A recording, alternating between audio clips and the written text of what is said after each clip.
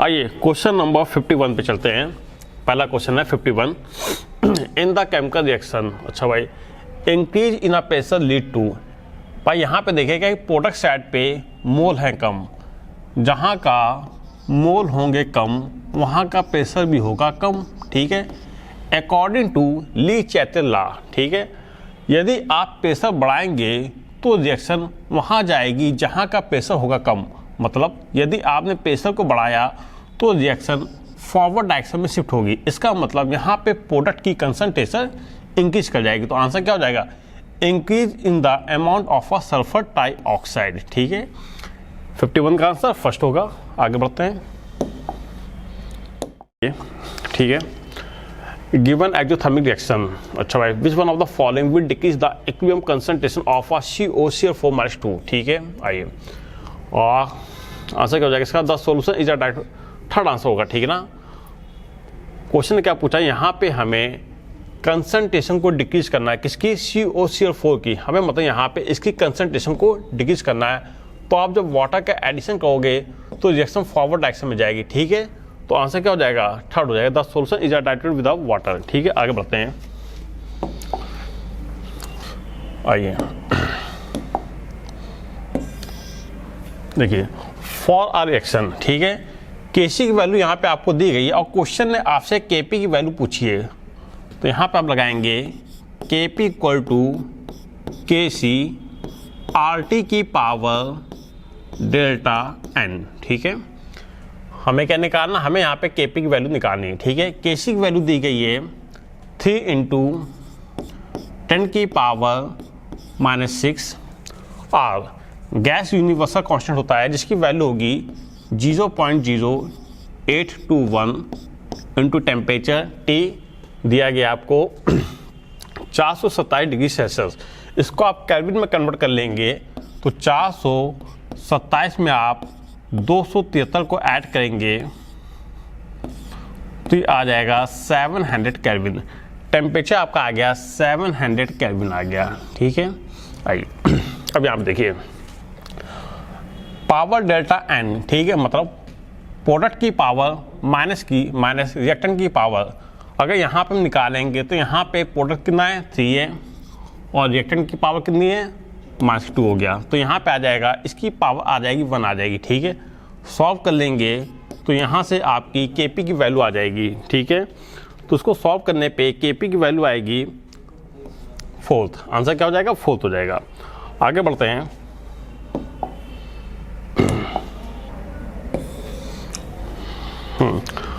Question number 54 पे आइए, ठीक है।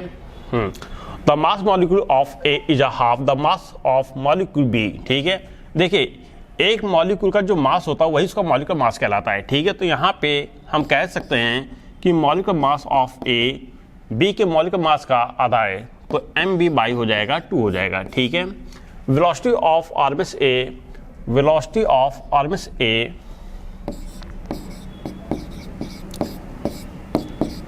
जो A की वेलोसिटी है वो B की वेलोसिटी की जस्ट दुगनी है। तो यहाँ पर हो जाएगा 2 × वेलोसिटी ऑफ RMS B।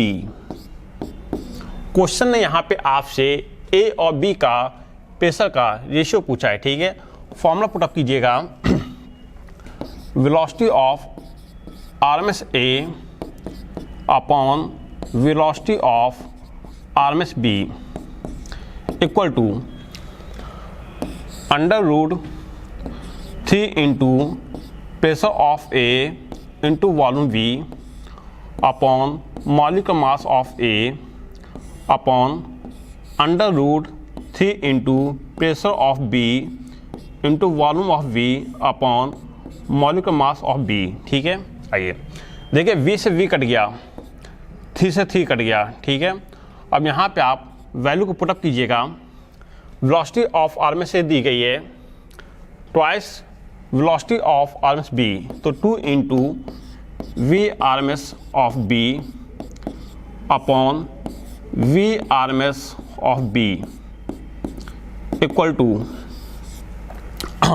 ऊपर आ जाएगा pressure of A into A का ए का जो मॉलिक्यूलर मास है वो बी के मॉलिक्यूलर मास का आधा है, तो 2 ऊपर चला जाएगा, 2 upon molecular mass of B upon P B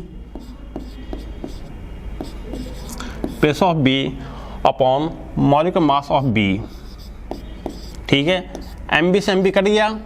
आइए वी आर्मस बी से वी आर्मस ऑफ बी से बी कट गया, तो यहाँ पे आ गया 2 upon 1 equal to under root P A into 2 upon P B.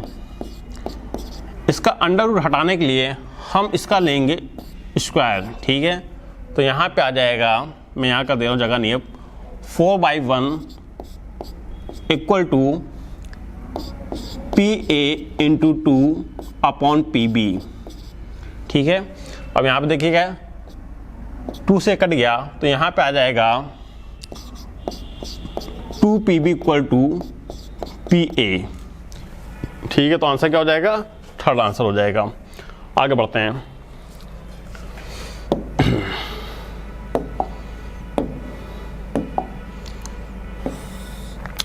Question number 55 पे चलते हैं।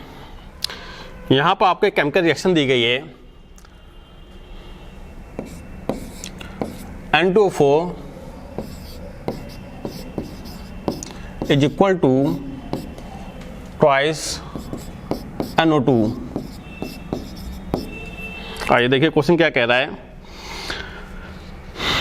300 kelvin and 1 atmosphere pressure, the degree of dissociation N2O4 is 0.2 degree of dissociation आपको दिया गया। मतलब यहाँ पे क्वेश्चन ने आपको अल्फा की वैल्यू दी है 0.2 दी है। 1 mole of N2O4 gas is contain in a vessel. मतलब आपको एट अ इनिशियल टाइम पर N2O4 के मोल दिए गए हैं, 1 मोल दिए गए हैं। ठीक है, और क्वेश्चन ने आपसे डेंसिटी पूछी है। आइए देखिए, 1 एट अ इनिशियल टाइम पे रिएक्टेंट के मोल आपको 1 मोल दिए गए, तो यहाँ पे कितना होगा, 0 होगा। ठीक है, हमने माना कि यहाँ से x मोल डिसोशिएट हो गए, तो एट अ इक्विलिब्रियम पर मोल आ जाएंगे 1 माइनस का x मोल आ जाएगा। ठीक है, तो प्रोडक्ट के कितने मोल बनेंगे, तो प्लस x इंटू 2, तो यहाँ पे आ जाएगा 2x मोल ऑफ प्रोडक्ट आ जाएगा।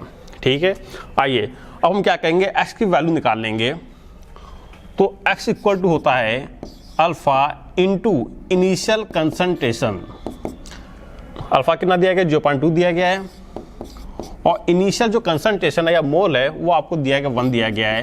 तो यहाँ से आपकी x की वैल्यू आ गई 0.2 आ गई। ठीक है, यहाँ पे देखिएगा, तो यहाँ पे आप x की वैल्यू पुटअप करेंगे 1 माइनस 0.2, तो यहाँ पे आ जाएगा 0.8। ये आगे मोल ऑफ N2O4 के आगे, यहाँ पे आप x के स्थान पे x की वैल्यू पुटअप करेंगे, तो 2 इंटू 0.2 इक्वल टू आ जाएगा 0.4 आ जाएगा।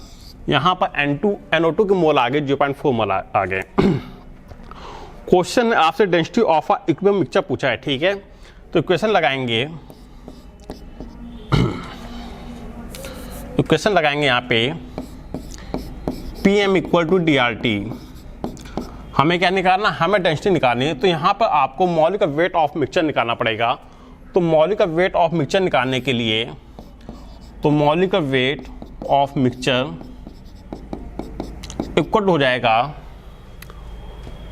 मोल N1 into molecular mass M1 plus मोल N2 into molecular mass M2 upon total mole N1 plus N2। ठीक है, आइए हमने N1 M1 इसको डिनोट किया है और N2 M2 इसको डिनोट किया है। ठीक है, तो यहाँ पर मोल N1 कितने आए हैं, 0.8 हो गया, into molecular mass of N2O4 हो जाएगा 92 हो जाएगा, प्लस मोल ऑफ N2 आ जाएगा 0.4 है,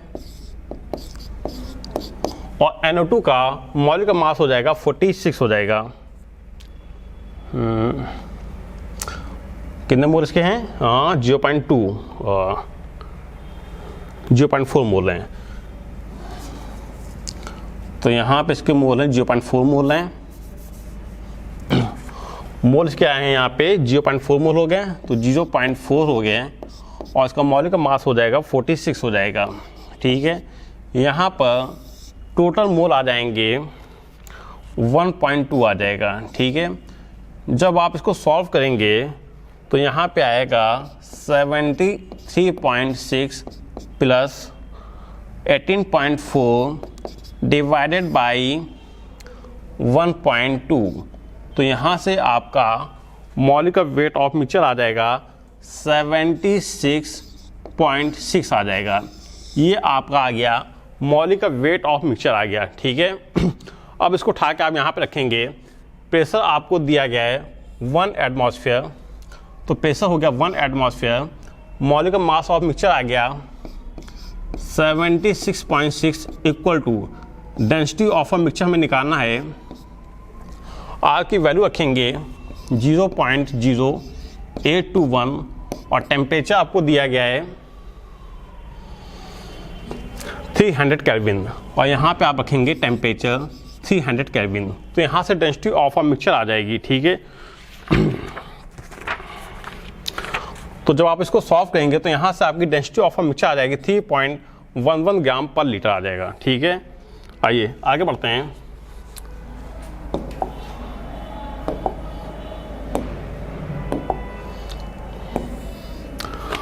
क्वेश्चन नंबर 56 पे correct decreasing order of purity of the functional group. यहाँ पर आपको फंक्शनल ग्रुप का डिक्रीजिंग ऑर्डर बताना है। ठीक है, उनकी प्योरिटी का। आइए देख लेते हैं। Carboxylic acid, sulphonic acid, acid amide और एल्डिहाइड। बिल्कुल सही, पहला सही होगा आंसर। ठीक है, आगे बढ़ते हैं। ये आपको याद होना चाहिए था। क्वेश्चन नंबर 57 पे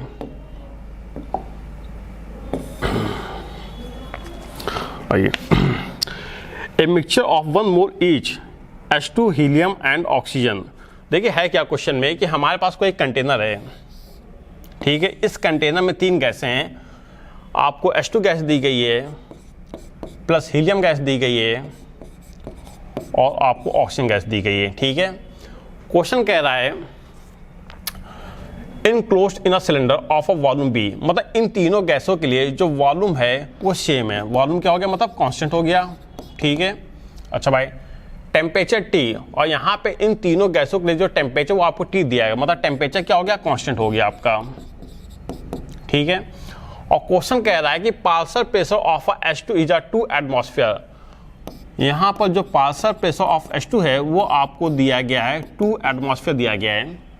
the total pressure of the gases, और क्वेश्चन ने आपसे टोटल प्रेशर पूछा है। ठीक है, आइए देखिए, यहाँ पर आपको प्रत्येक गैस के लिए 2 मोल, कितने मोल दिए गए, 1 मोल दिए गए हैं। 1 मोल ऑफ ईच, मतलब यहाँ पर प्रत्येक गैस के लिए आपको 1 मोल दिया गया है। ठीक है, और क्वेश्चन ने आपसे इन तीनों का टोटल प्रेशर पूछा है। आइए देखिए, PV इक्वल टू nRT, हमें क्या निकालना है, प्रेशर निकालना है। ठीक है, आइए तो यहाँ पे हो जाएगा P equal to nRT upon V, volume V हो गया। ठीक है, तीनों गैसों के लिए वॉल्यूम क्या है, सेम है, तो वॉल्यूम कांस्टेंट हो गया। टेम्परेचर सेम है, कांस्टेंट हो गया, और यूनिवर्सल कांस्टेंट है। आइए तो यहाँ पे आप देखेंगे जो प्रेशर होता है वो मोल के डायरेक्टली होता है।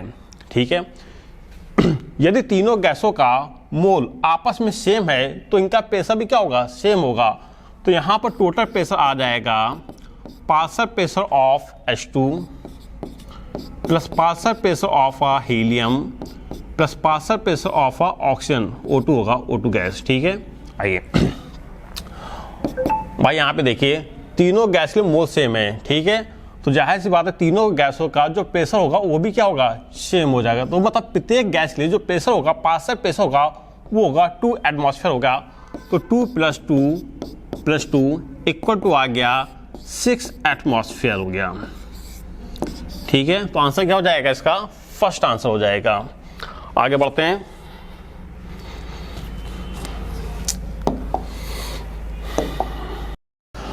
The value of delta H for the reaction, ठीक है। अच्छा भाई यहाँ पे आपको केमिकल रिएक्शन दी गई है इज लेस देन 0। अच्छा भाई यहाँ पे क्या है कि डेल्टा एच की वैल्यू, यहाँ पर डेल्टा एच की वैल्यू 0 से कम आ रही है। अगर डेल्टा एच की वैल्यू 0 से कम आ रही है तो रिएक्शन हो जाएगी एक्सोथर्मिक। कैसे हो जाएगी? एक्सोथर्मिक होगी, ठीक है। तो इसका आंसर क्या हो जाएगा? आइए, रिएक्शन हो जाएगी एक्सोथर्मिक। अगर रिएक्शन एक्सोथर्मिक है तो यहाँ पे क्या होगा?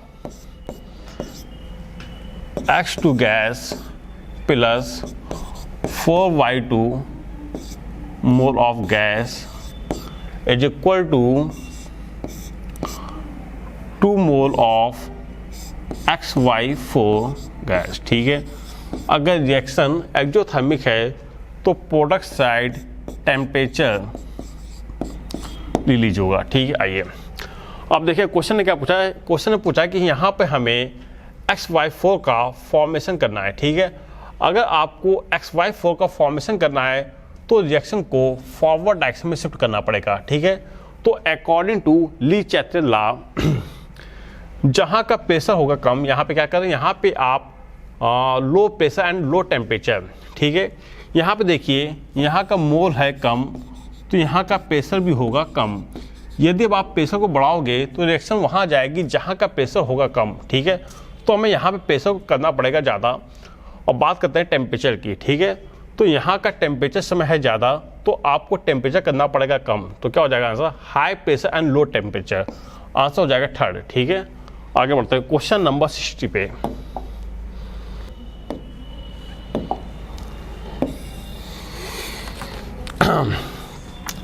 When an ideal gas undergoes unrestrained expansion, no cooling occur because the molecule।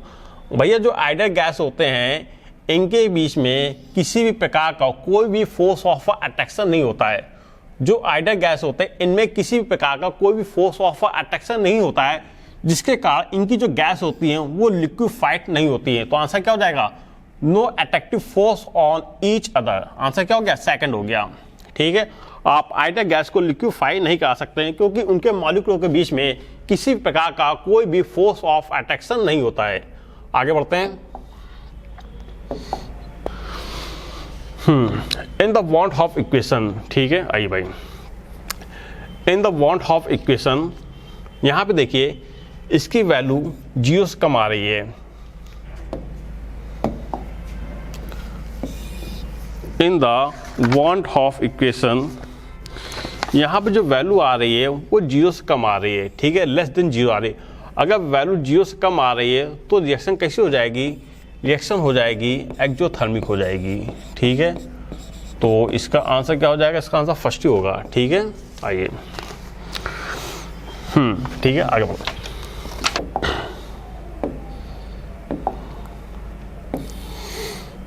Question number 61।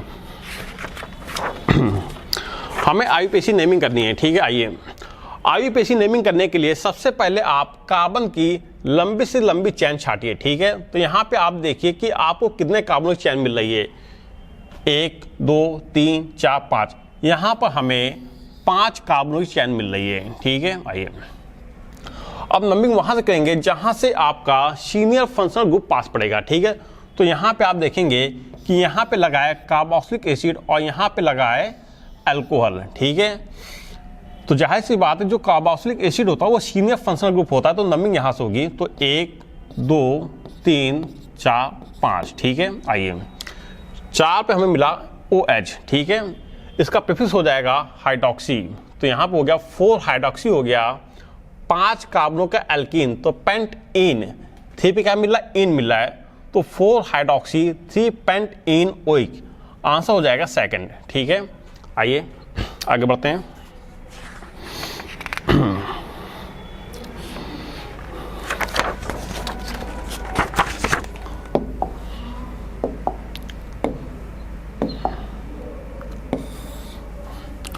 Question number 62 पे चलते हैं।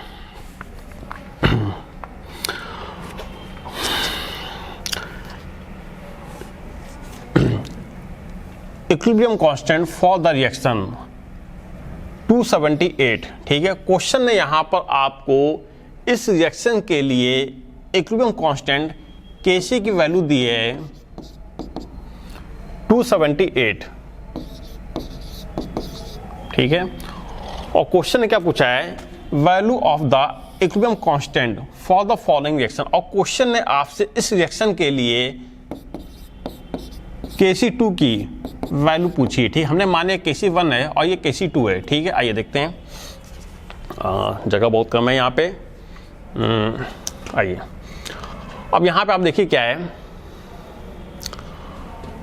यहाँ पे जो प्रोडक्ट है वो आपकी डिजायर्ड इक्वेशन में रिएक्टेंट हो गया है, और जो रिएक्टेंट है वो आपकी डिजायर्ड इक्वेशन में प्रोडक्ट हो गया है, ठीक ना। तो यहाँ पे आप देखेंगे कि यहाँ पे स्टोइकोमेट्रिक कोफिशिएंट हो रहा है। क्या हो रहा है? स्टोइकोमेट्रिक कोफिशिएंट हो रहा है, ठीक है। अब रिएक्शन को बैलेंस करने के लिए यहाँ पे 1 मोल सल्फर डाइऑक्साइड है और वहाँ पर 2 मोल सल्फर डाइऑक्साइड है। तो रिएक्शन को बैलेंस करने के लिए आप यहाँ पर 1/2 से मल्टीप्लाई कर देंगे, ठीक है। आज मैं कर देता हूँ। यहाँ पे आपको जो पहली इक्वेशन दी गई है 2SO2 plus O2 is equal to 2 mole of sulphur dioxide, ठीक है। ये आपको पहली इक्वेशन दी गई है, जिसके लिए आपको Kc1 की वैल्यू दी गई है 278, और आपको यहाँ पे डिजायर्ड इक्वेशन दी गई है 1 mole of sulphur dioxide is equal to 1 mole of sulphur dioxide gas plus 1/2 mole of O2 gas दी गई है। और क्वेश्चन ने आपसे यहाँ के लिए Kc2 की वैल्यू पूछी है, ठीक ना। तो यहाँ पे क्या हो रहा है, ये जो रिएक्शन दी गई ये आपको दी गई स्टोइकोमेट्रिक कोफिशिएंट की दी गई है, ठीक है। आइए तो यहाँ पे देखिए क्या होगा, Kc2 इक्वल टू 1/Kc1, ठीक है। रिएक्शन को बैलेंस करने के लिए यहाँ पर 1 मोल सल्फर डाइऑक्साइड दिया गया, यहाँ पर 2 मोल सल्फर डाइऑक्साइड दिया गया, ठीक है। यदि मैं इस पूरी रिएक्शन में 1/2 से मल्टीप्लाई कर दूं तो रिएक्शन दोनों आपस में बैलेंस हो जाएंगी, ठीक है। हमने पहली रिएक्शन में 1/2 से मल्टीप्लाई किया है, तो ये जो 1/2 होगा इसकी पावर पे चला जाएगा, ठीक है। तो आप इसकी पावर में 1/2 कर सकते हैं। तो यहाँ पे आ गया Kc2 इक्वल टू आ गया 1/278 का 1/2, ठीक है। तो इसको सॉल्व कर लेंगे। तो यहाँ पर आपका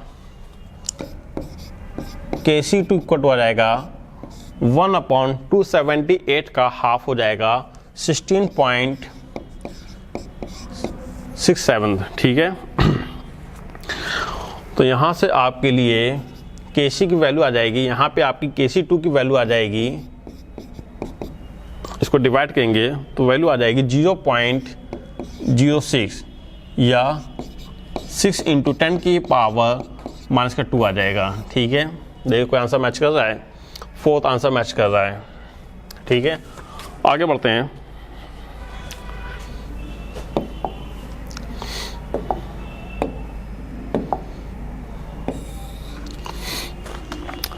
हमें इसका IUPAC नेम बताना है, ठीक है।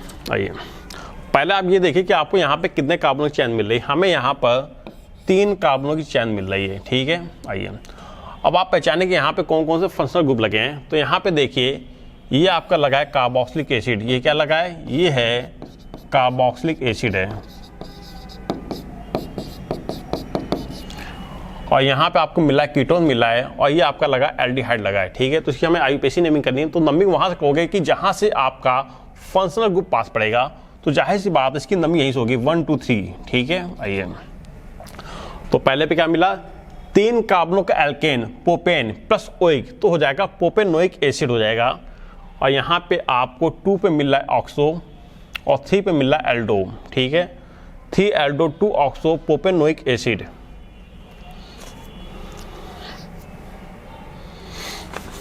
अगला क्या दिया गया, 2,3 डाई ऑक्सो प्रोपेनोइक एसिड। देखिए यहाँ पे क्या है कि यहाँ पे जो एल्डिहाइड है कीटोन के साथ लगा है, ठीक है। एल्डिहाइड यहाँ पे कीटोन के साथ लगा है, तो आप एल्डिहाइड को एज आ कीटोन भी ट्रीट कर सकते हैं। तो यहाँ पे अगर इसका देखा जाए जो नाम होगा 2,3 डाईऑक्सोप्रोपेनोइक एसिड भी हो सकता है। ठीक है, तो आंसर क्या हो जाएगा? सेकंड हो जाएगा। ठीक है, आइए आगे बढ़ते हैं। भाई यहाँ पे देखिए तीसरे कार्बन पे क्या लगा? एल्डिहाइड लगा ना। अगर एल्डिहाइड के साथ कीटोन आ रहा है तो आप इसको एज अ कीटोन भी ट्रीट कर सकते हैं। तो यहाँ पे इसका नाम हो जाएगा 2,3 डाईऑक्सोप्रोपेनोइक एसिड। आगे बढ़ते हैं क्वेश्चन नंबर 64 पे।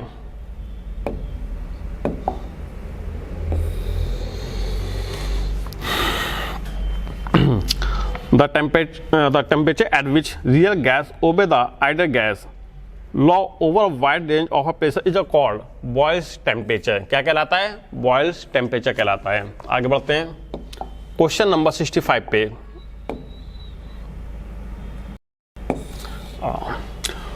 Choose the correct option for a graphical representation of a Boyle's law।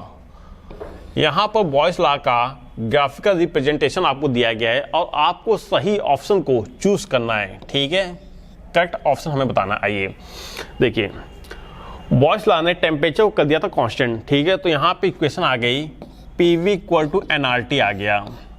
ठीक है, यहाँ पे जो ग्राफ प्लॉट है प्रेशर वर्सेस वॉल्यूम के बीच में ग्राफ प्लॉट है। ठीक है, आप देख रहे हैं कि जो प्रेशर और वॉल्यूम एक दूसरे के इनवर्स हैं। तो ये हो जाएगा P equal to nRT into 1/V। ठीक है, प्रेशर आपको दिया गया है x एक्सिस पे और वॉल्यूम आपको दिया गया है प्रेशर आपको दिया गया y एक्सिस पे और वॉल्यूम आपको दिया गया x एक्सिस पे दिया गया है। ठीक है, तो यहाँ से इक्वेशन आएगी y इक्वल टू mx। ठीक है, ये इक्वेशन आ जाएगी। अब यहाँ पे आप देखेंगे कि जो प्रेशर वो वॉल्यूम के इनवर्स आ रहा है। ठीक है, यदि y एक्सिस x एक्सिस के इनवर्स आ रही है तो वहाँ पे जो ग्राफ होता है वो बनता है रेक्टेंगुलर हाइपरबोला। तो ग्राफ कैसा हो जाएगा? रेक्टेंगुलर हाइपरबोला ग्राफ हो जाएगा। ठीक है, तो जाहिर सी बात है पहला ग्राफ तो आपका ऐसे गलत हो गया।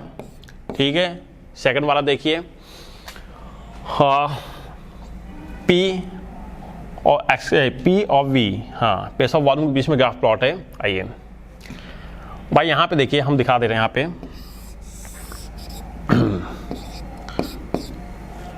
प्रेशर और वॉल्यूम के बीच में ग्राफ प्लॉट किया गया है जो कि रेक्टेंगुलर हाइपरबोला ग्राफ होगा। ठीक है, और फिर कांस्टेंट टेम्परेचर पे 3 लाइन ड्रॉ की हैं।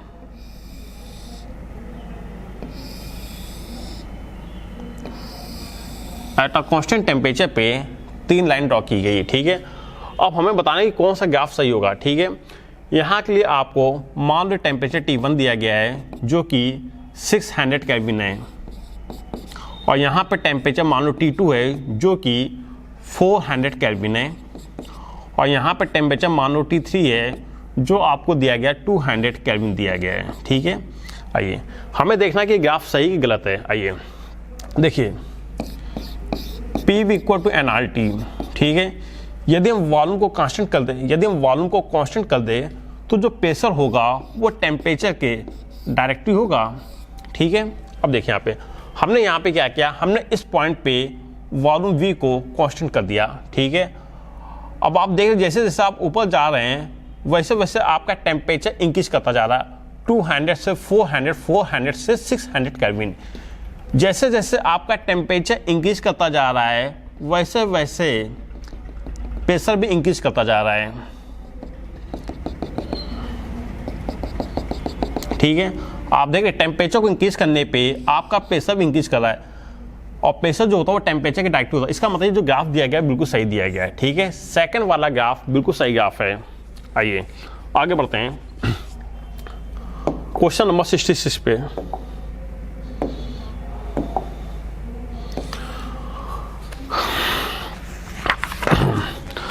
The general molecular formula which represent the homologous series of a alkanol, alkanol के लिए। ठीक है, आइए तो क्या होगा भाई, एल्केनॉल मतलब एल्केन। एल्केन का जो जनरल फॉर्मूला होता है CnH2n+2 होता है। हमें क्या बनाना है, एल्केनॉल। तो यहाँ पे आप एक ऑक्सीजन का एडिशन कर दीजिए तो बन जाएगा CnH2n+2O। ठीक है, आंसर क्या हो जाएगा, थर्ड आंसर होगा। ठीक है, आगे बढ़ते हैं।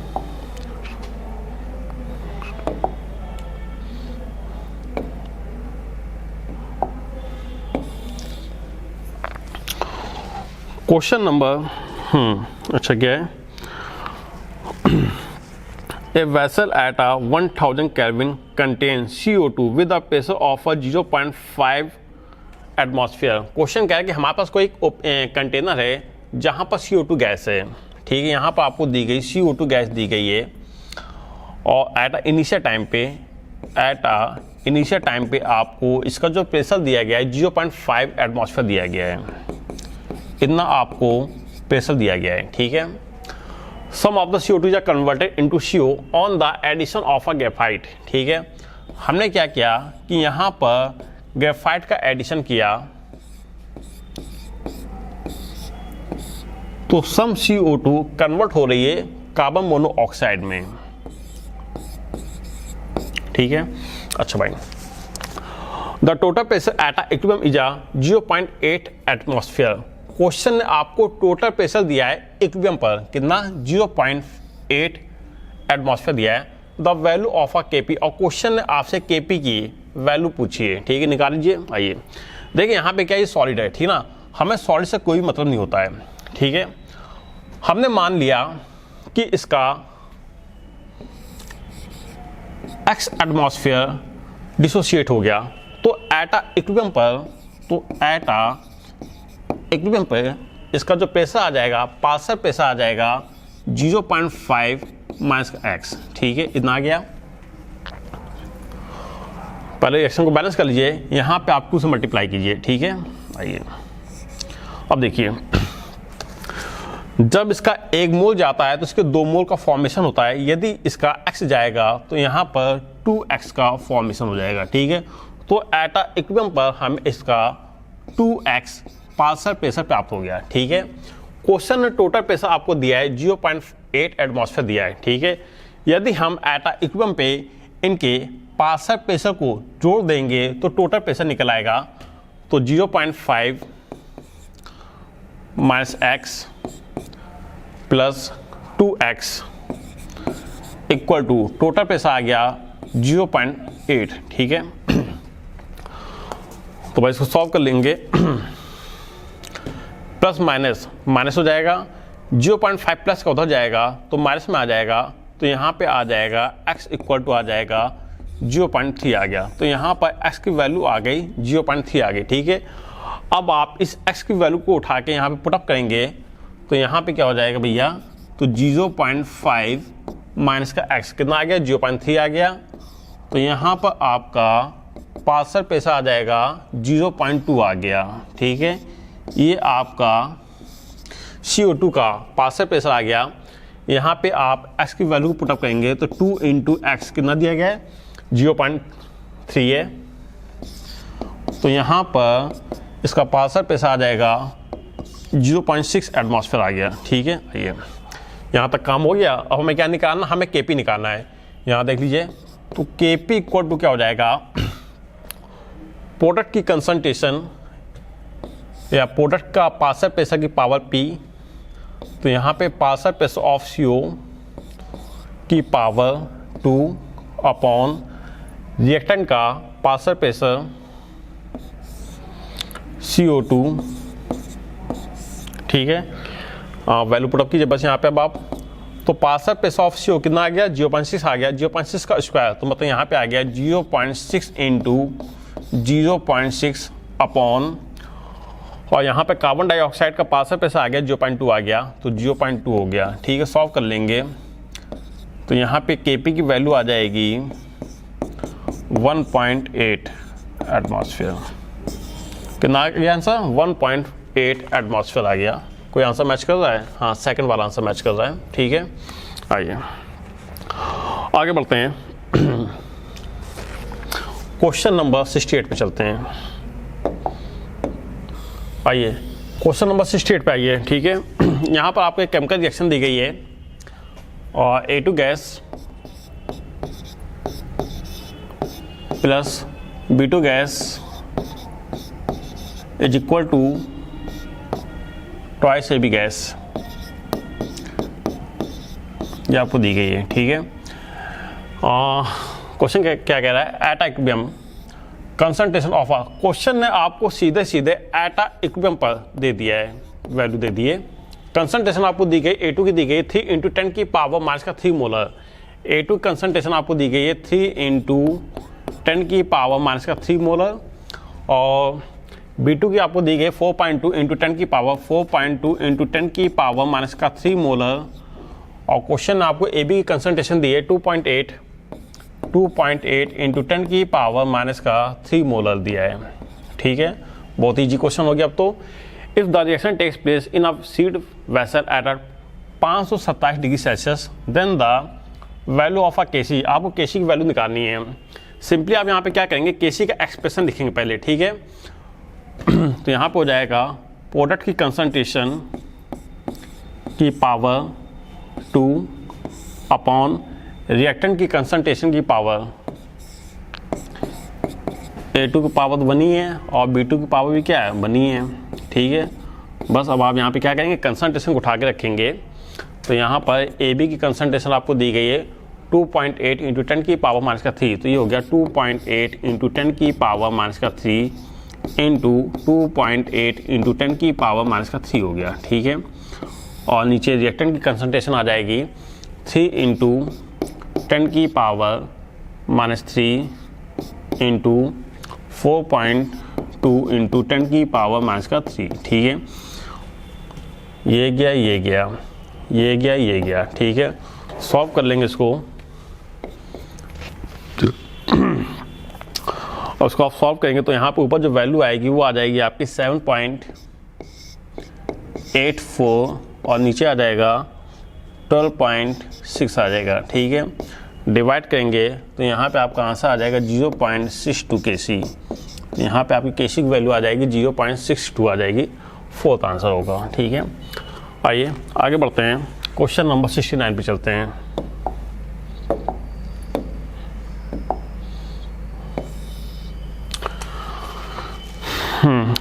By what factor does the average velocity of a gaseous molecule increase when the temperature in a cabin is a double? अच्छा भाई, इन्होंने टेम्परेचर को कर दिया डबल, तो बताइए कि एवरेज वेलोसिटी क्या हो जाएगी, फाइनल एवरेज वेलोसिटी क्या होगी टेम्परेचर को दुगना करने पे, ठीक है। तो V average equal to 3RT upon M, ठीक है। यहाँ पे देखिए क्वेश्चन में आपको दो कंडीशन दी गई है, पहले टेम्परेचर T1 था, बाद में टेम्परेचर हो गया जस्ट डबल हो गया, ठीक है। बट जो गैस है वो सेम है। तो यहाँ देखिए R क्या है, यूनिवर्सल कांस्टेंट है, गैस का मॉलिक्यूलर मास भी क्या है, कांस्टेंट है, और 3 भी क्या है, कांस्टेंट है। मतलब कह सकते हैं कि velocity of a average is a directly for the under root temperature T, ठीक है। तो बस यहाँ पे आप कंपेयर कर दीजिए। हमने मान लिया ये V1 है और ये V2 है, ठीक है। V1 के टेम्परेचर T1 था, इनिशियल टेम्परेचर T1 था, बाद में हमने टेम्परेचर कर दिया, हमने मान लिया कि V1 के लिए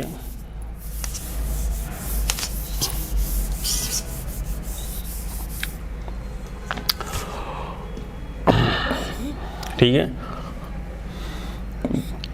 V1 अपॉन V2 हो गया, ठीक है। हमने मान लिया कि वेलोसिटी V1 के लिए टेम्परेचर T था, ठीक है।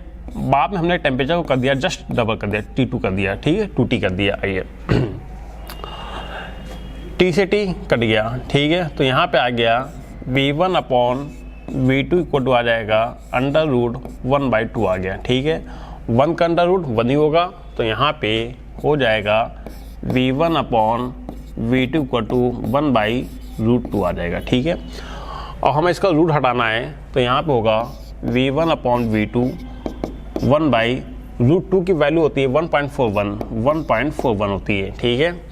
तो यहाँ पर अब आपका जो फाइनल वेलोसिटी V2 की आपकी फाइनल वेलोसिटी है ना, फाइनल एवरेज वेलोसिटी है, तो यहाँ पर आपकी V2 की वैल्यू आ जाएगी 1.4 V1, ठीक है। टेम्परेचर बढ़ाने पे V2 की एवरेज वेलोसिटी बढ़ गई 1.4 V, ठीक है। आंसर क्या हो गया, थर्ड आंसर हो गया इसका।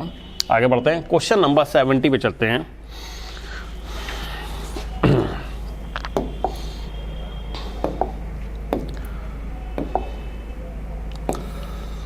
आइए, which of the following does not have a sp2 hybridised. Question पूरा बताइए किस कंपाउंड में sp2 हाइब्रिडाइज्ड कार्बन नहीं है। ठीक है, एसिटोनाइट्राइल। एसिटोनाइट्राइल का फॉर्मूला क्या हो जाएगा, CH3C, और यहाँ पे लगा देंगे एक कार्बन से लगा देंगे साइनाइड। ठीक है, ये हो गया एसिटोनाइट्राइल हो गया। ये तो यहाँ पे देखिए, यहाँ पे कार्बन का जो हाइब्रिडाइजेशन है वो sp3 है। ये कार्बन कैसा है, sp3 हो गया। ठीक है, और यहाँ पे इस वाले कार्बन ने देखिए 2 पाई बॉन्ड बनाए हैं, तो उसका जो हाइब्रिडाइजेशन हो जाएगा वो हो जाएगा sp हो जाएगा। ठीक है, इनमें से किसी भी कार्बन के पास sp2 नहीं है। आंसर क्या हो गया, फर्स्ट हो गया। आपसे क्वेश्चन ये पूछा कि बताया किसके पास sp2 कार्बन नहीं होगा, तो आंसर क्या है, फर्स्ट है। आगे बढ़ते हैं, क्वेश्चन नंबर 71 पे चलते हैं।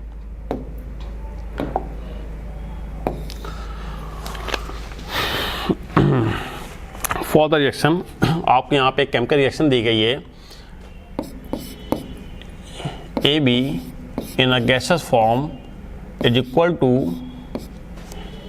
A गैसेस फॉर्म में है प्लस B गैसेस फॉर्म में है। ठीक है, ये आपको दी गई है। फिर क्वेश्चन क्या कह रहा है, 71, 33% dissociate at a total pressure of a P. Therefore, P is related to Kp. By one of the following option is correct. अच्छा भाई, हमने मान लिया कि एट अ इनिशियल टाइम पे, हमने मान लिया कि एट अ इनिशियल टाइम पे रिएक्टेंट के पास 1 मोल है। हमने मान लिया कि इसके पास 1 मोल है। अच्छा भाई, तो इसका मतलब प्रोडक्ट में मोल कितने होंगे, 0 हो जाएंगे। ठीक है, हमने मान लिया कि यहाँ से x मोल डिसोशिएट हो गए, तो एट अ इक्विलिब्रियम पे इसके मोल आ जाएंगे 1 माइनस का x मोल आ जाएगा। ठीक है, अच्छा भाई, जब 1 मोल AB का जाता है तो 1 मोल A का बनता है। अगर x मोल जाएगा तो इसका x मोल का फॉर्मेशन होगा, तो यहाँ पे आगे x मोल आ गए और यहाँ पर इसके भी आ जाएंगे x मोल आ जाएंगे। ठीक है, तो एट अ इक्विलिब्रियम पर हमें तीनों गैसों के मोल प्राप्त हो गए। अब क्वेश्चन ने क्या कहा है, क्वेश्चन ने कहा है कि 33% डिसोशिएट, मतलब इनिशियल मोल का 33% डिसोशिएट हो रहा है। ठीक है, इनिशियल मोल कितना 1 है, इसका 33% डिसोशिएट हो रहा है। इसका मतलब 0.33, तो यहाँ पे x की वैल्यू कितनी निकल आई, 0.33 निकल आई। ठीक है, अब यहाँ पर आप x की वैल्यू को पुटअप करेंगे तो 1 माइनस का 0.33, तो यहाँ पे आ जाएगा अप्रॉक्स 0.66 मोल आ गए। ठीक है, इसके एट इक्विलिब्रियम पे मोल कितना आ गए, 0.66 आ गए, और यहाँ पे x की वैल्यू क्या आ जाएगी, 0.33 मोल। इसके आगे 0.33 मोल आ गए और यहाँ पर आ गए 0.33 मोल आ गए। ठीक है, हमने एट इक्विलिब्रियम पे इन तीनों गैसों के मोल निकाल लिए हैं। और हमें क्या निकालना है, अच्छा भाई, Kp, ये, और टोटल प्रेशर, यहाँ का जो टोटल प्रेशर आपको दिया गया, इस रिएक्शन का जो टोटल प्रेशर वो आपको P एटमॉस्फेयर दिया गया है। तो यहाँ पे देख लेंगे, अब हम यहाँ पे लिखेंगे Kp का एक्सप्रेशन लिखेंगे। ठीक है भाई, मोल सब क्या आ गए हैं, तो अभी आपको क्या करना पड़ेगा, आपको मोल फ्रैक्शन निकालना पड़ेगा सबका। तो यहाँ पे मोल फ्रैक्शन ऑफ AB, तो मोल फ्रैक्शन ऑफ AB के लिए AB की मोल अपॉन टोटल मोल क्या हो जाएगा, mole of AB upon total mole. तो AB मोल कितने आ गए, 0.66 आ गए, और यहाँ पे आप एट इक्विलिब्रियम पे टोटल मोल को रखेंगे। ठीक है, तो एट इक्विलिब्रियम पे टोटल मोल आपका कितना आ गया, यहाँ पे आपका आ जाएगा 1.32 आ जाएगा। ठीक है, जब आप इसको यहाँ पे आप करेंगे मोल फ्रैक्शन, ये आपका आ गया मोल फ्रैक्शन आ गया। ठीक है, तो मोल फ्रैक्शन यहाँ पे आपका कितना आ जाएगा, मोल फ्रैक्शन आपका यहाँ पे आ गया 0.5, ये आपका आ गया मोल फ्रैक्शन आ गया। और टोटल प्रेशर कितना है, P। यदि आप मोल फ्रैक्शन में टोटल प्रेशर P से मल्टीप्लाई करेंगे तो इसका आ जाएगा पार्शियल प्रेशर। हमने क्या किया, यहाँ पे टोटल प्रेशर P से मल्टीप्लाई किया, तो ये आपका आ गया पार्शियल प्रेशर आ गया, किसका, A का। ठीक है, अब यहाँ पे निकालते हैं मोल फ्रैक्शन ऑफ A का निकालते हैं, तो mole fraction of A equal to आ गया mole of A at equilibrium वाले कितने, 0.33 है, और नीचे हैं टोटल मोल 1.32 आ गया। ठीक है, इसको सॉल्व करेंगे तो यहाँ पे आपका जो मोल फ्रैक्शन आ जाएगा वो आएगा 0.25 आ गया। ठीक है, ये ए का मोल फ्रैक्शन आ गया। ए के मोल फ्रैक्शन में जब आप टोटल प्रेशर पी से मल्टीप्लाई करेंगे तो ए का पार्शियल प्रेशर आ जाएगा। ठीक है, अब बात करते हैं मोल फ्रैक्शन ऑफ बी का। बी के मोल हैं एट इक्विलिब्रियम पर 0.33 और टोटल मोल हैं 1.32 है। ठीक है, तो यहाँ पे इसके मोल फ्रैक्शन आ जाएंगे 0.25 आ गया और टोटल प्रेशर पी से मल्टीप्लाई करेंगे तो इसका पार्शियल प्रेशर आ गया। ठीक है, इन तीनों गैसों का पार्शियल प्रेशर आ गया है एट इक्विलिब्रियम पर। अब हमें निकालना केपी का एक्सप्रेशन रखेंगे, वहाँ पर जगह नहीं, मैं यहाँ कर दे रहा हूँ। तो केपी इक्वल हो जाएगा प्रोडक्ट का पार्शियल प्रेशर ए की पावर 1 और बी की पावर 1। ठीक है, ये हो गया अपॉन रिएक्टेंट की पावर, रिएक्टेंट ए बी की पावर 1। ठीक है, अब आप यहाँ पे क्या कहेंगे, इनका पार्शियल प्रेशर उठा के रखेंगे तो ए का पार्शियल प्रेशर आ गया 0.25 पी हो गया इनटू बी का पार्शियल प्रेशर आ गया 0.25 पी, ये आ गया, और ए बी का पार्शियल प्रेशर था 0.5 पी हो गया। ठीक है, एक पी से एक पी चला गया, 0.25 इसको सॉल्व करेंगे तो यहाँ पे आ जाएगा 2 आ जाएगा। ठीक है, के पी इक्वल 2। अच्छा भाई, अच्छा आइए, हमसे यहाँ पे P की वैल्यू पूछी गई है। ठीक है, तो यहाँ पे P की आपसे वैल्यू पूछी गई है तो P तो 0.25 P इक्वल हो जाएगा 2 Kp हो जाएगा, 2 Kp आ गया। ठीक है, तो यहाँ पर आ जाएगा तो P इक्वल हो जाएगा 2 Kp अपॉन 0.25। ठीक है, इसको सॉल्व करेंगे, यहाँ से 10 में जाएगा, यहाँ पे आप 2 0 बढ़ा लीजिएगा तो ये सॉल्व करेंगे तो आ जाएगा 8 Kp आ जाएगा। ठीक है, तो यहाँ पे P इक्वल टू आ गया 8 Kp आ गया। आंसर क्या हो जाएगा इसका, 4th आंसर हो जाएगा। ठीक है, P इक्वल टू 8 Kp आ गया। आइए आगे बढ़ते हैं, क्वेश्चन नंबर 72 पे चलते हैं।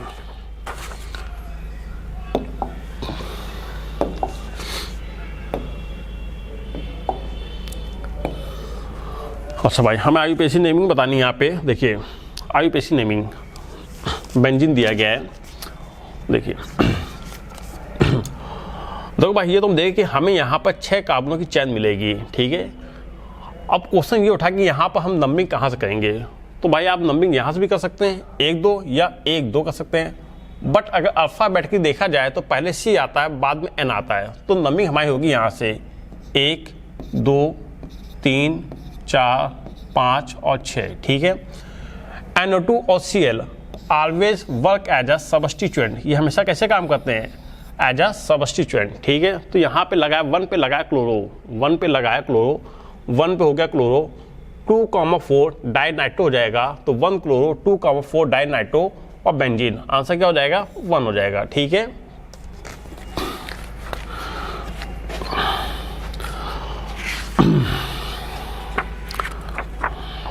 आगे बढ़ते हैं, question number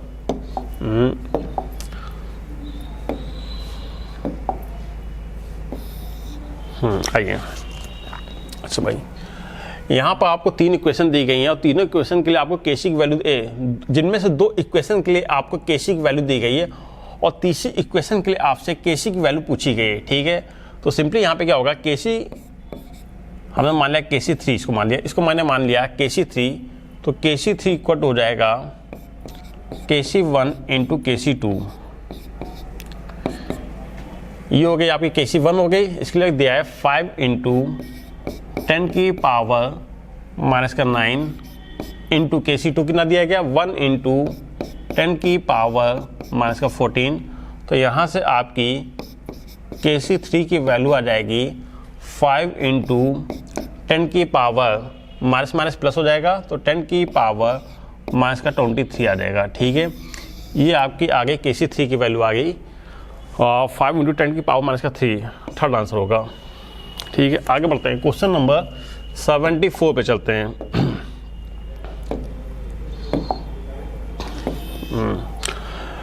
नियोहेप्टाइल alcohol is a कैरेक्टरी represent. आइए हमें देखना कि यहाँ पे इन चारों में से कौन है जो नियोहेप्टाइल को सही रिप्रेजेंट कर रहा है। ठीक है, नियो का मतलब होता है कि एक ऐसा कार्बन जिसके 3 हाथ से, मतलब जिसकी 3 वैलेंसी से CH3 ग्रुप लगे हों। ठीक है, 1 2 और ये तीसरा हो गया। ठीक है, अच्छा भाई, और इसकी एक हाथ से CH2 लगाओ। ठीक है, यहाँ पे देखिए 5 कार्बन आ गए हैं। ठीक है, हमें हेप्टाइल का मतलब हो गया 7 कार्बन। ठीक है, तो CH2 और यहाँ पे हो गया CH2। अभी भी इस कार्बन का एक हाथ खाली है तो वहाँ से हम लगा देंगे OH लगा देंगे। ठीक है, अब यहाँ पे देखिए क्या 7 कार्बन आ गए, 1 2 3 4 5 6 7 या बिल्कुल। ठीक है, ये आपका हो गया नियो और ये पूरा हो गया नियोहेप्टाइल हो गया अल्कोहल। तो क्या होगा आंसर इसका? 1 2 3 4 5 6 7, हाँ थर्ड आंसर होगा। ठीक है, आगे बढ़ते हैं।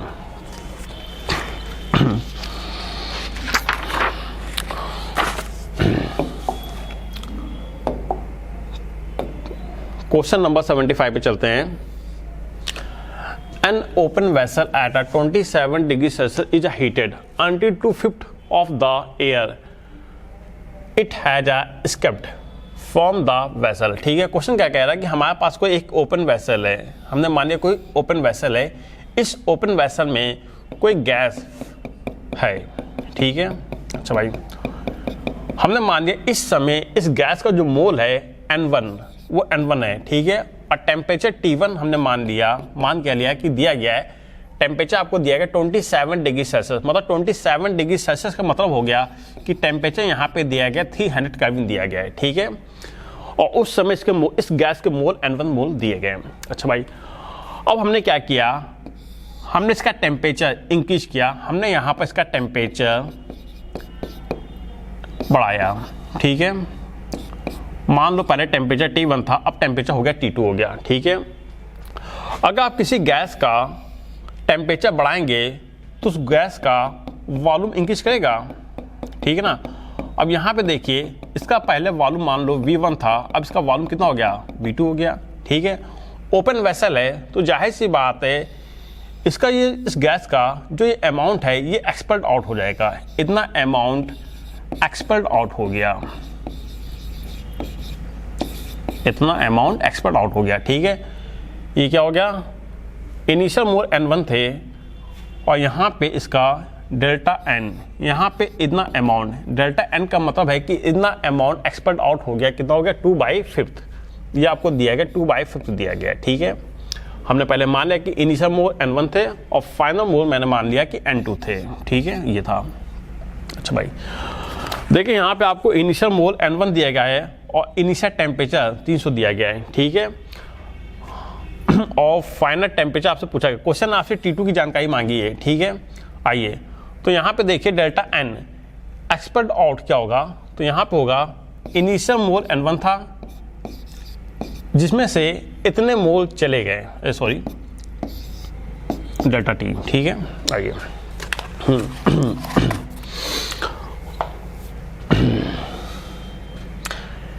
इनिशियल मोल N1 थे। ठीक है, जिसमें से इतने मोल है डेल्टा N है, जिसमें से इतने मोल एक्सपेल्ड आउट हो गए, तो फाइनल मोल N2 कितने बचे हैं। ठीक है, तो यहाँ पे आ जाएगा N2 इक्वल टू आ जाएगा इनिशियल मोल से जो मोल चले गए उनको माइनस कर देंगे, तो यहाँ पे N1 माइनस का डेल्टा N आ जाएगा। ठीक है, तो N1 आ गया माइनस का और डेल्टा N कितना दिया गया, 2/5 दिया गया है, तो हो गया 2/5 हो गया। ठीक है, तो उसको सॉल्व करेंगे तो 5N1 माइनस का 2, तो ये आ गया 3N1/5 आ गया। ठीक है, ये आपका आ गया N2 आ गया। यहाँ से हमने N2 के मोल निकाल लिए। ठीक है, अब इक्वेशन लगा देंगे, यहाँ पे देखिए PV इक्वल टू nRT। ठीक है, क्वेश्चन साफ साफ कहता है कि वेसल रिमेन्स कांस्टेंट, मतलब जो कंटेनर का जो वॉल्यूम है इसको ना क्या मान लिया, कांस्टेंट मान लिया है। ठीक है, तो यहाँ पे वॉल्यूम क्या हो गया, कांस्टेंट हो गया, R यूनिवर्सल कांस्टेंट है। ठीक है, और प्रेशर भी क्या है, कांस्टेंट है। ठीक है, तो यहाँ पे क्वेश्चन आ गई N1 × T1 इक्वल टू आ गया N2 इंटू T2 आ गया, ठीक है। अब N1 कितना है, N1 है, T1 300 हो गया, N2 कितना आपने निकाला है, N1 3N1 by 5 into T2 हमें निकालना है, ठीक है, ये हमें निकालना है। सॉल्व करिए इसको, तो यहाँ पे आपका T2 आ जाएगा, T2 इक्वल टू हो जाएगा N1 इंटू 300 अपॉन 3N1 और ये 5 ऊपर चला जाएगा इंटू 5, ठीक है। तो N1 से N1 कैंसिल आउट हो गया, ये जाएगा 100 टाइम्स जाएगा और 100 में 5 का मल्टीप्लाई करेंगे तो यहाँ पर टेम्परेचर आपका आ जाएगा 500 केल्विन आ जाएगा, ठीक है। तो यहाँ से आपका टेम्परेचर T2 आ गया 500 केल्विन आ गया, ठीक है। अच्छा क्वेश्चन था। आगे बढ़ते हैं।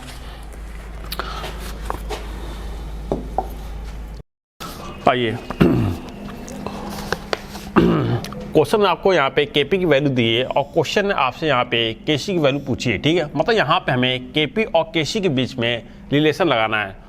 तो Kp और Kc के बीच में रिलेशन होता है Kp equal to Kc RT की पावर डेल्टा n, ठीक है। आइए, Kp की वैल्यू आपको दी गई 0.41 equal to Kc।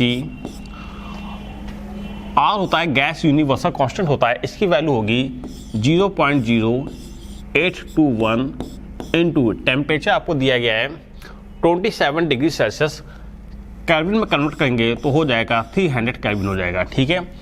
Delta N होता है प्रोडक्ट का बैलेंसिंग कॉफिशिएंट माइनस रिएक्टेंट का बैलेंसिंग कॉफिशिएंट। तो यहाँ पर डेल्टा एन की वैल्यू आ जाएगी 1 माइनस का 2, ठीक है। आइए, अब आप इसको सॉल्व करेंगे तो यहाँ से आपकी Kc की वैल्यू आ जाएगी, ठीक है। आइए आगे बढ़ते हैं। देखिए इसका आंसर जो अप्रॉक्स आएगा ये आएगा, ठीक है। सॉल्व करने पे आगे बढ़ते हैं। क्वेश्चन नंबर 77 पे चलते हैं। How many methyl group are present in 2,3 dimethyl 4 ethyl heptane. यहाँ पर आपको IUPAC नेम दिया गया है और क्वेश्चन आपसे यहाँ पर नंबर ऑफ मिथाइल ग्रुप पूछे, ठीक है, कि कितने मिथाइल ग्रुप होंगे। आइए पहले IUPAC नेम के अकॉर्डिंग हम इनका स्ट्रक्चर बना लेते हैं। 7 कार्बन की प्रिंसिपल चेन होगी,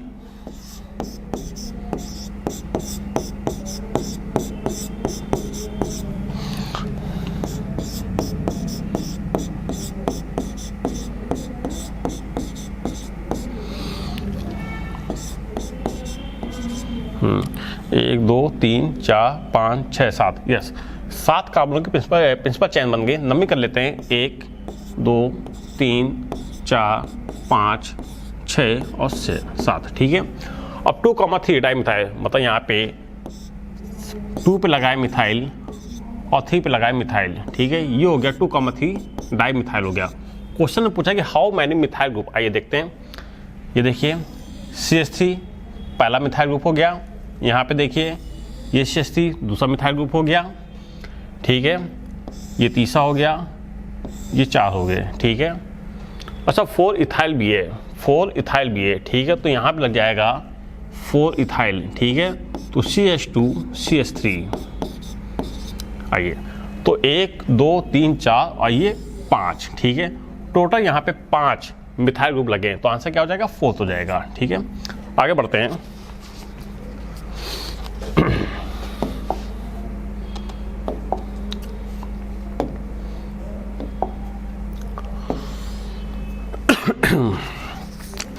क्वेश्चन नंबर 78 पे चलते हैं।